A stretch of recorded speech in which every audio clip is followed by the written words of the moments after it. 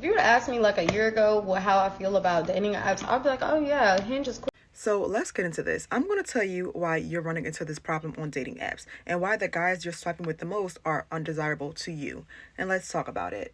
I have done the research, I have gotten to the bottom of it, and it's a whole thing to it, but it's a method to this madness. And before I get into it, I want you to know that all thoughts are my own, all research on my own, all content on my own. This content is also on my YouTube channel, so if you see it again, you know where it came from.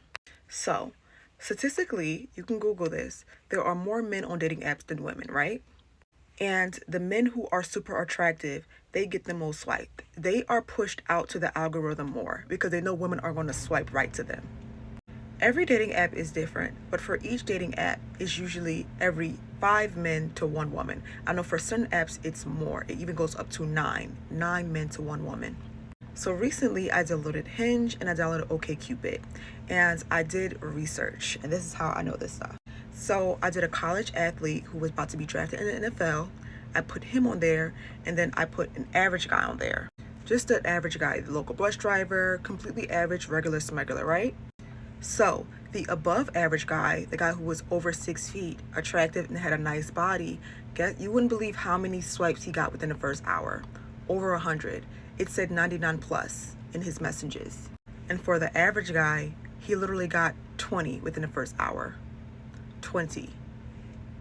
So for each, I ran 2 days. And over 2 days, the above attractive guy had over 500. Over 500. And the average guy literally only had about 40 or 50.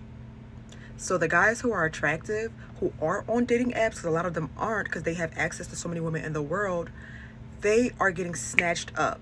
He had so many options of women of all different races, all different, everybody wanted them. So if he sees something he likes, he can get off the app. He has the choice. But it was the guys who were average who only had the option to choose from what he could. And that was just that. So the guy who's average or the guy who's below average, those numbers are probably about the same or lower. And they're going to message whoever responds back first. As the other guy, everybody, he had so many messages, it was just like I can't even keep up. So yes, it's going to break your self-esteem because the guys who's on there, they're probably not going to respond because they have so many other women to respond to. And the woman that they find the most attractive is who they're going to respond to first. And those are the women who they're going to take seriously. And it's nothing against you because everybody has a preference. But the guys you want, a lot of other women want them.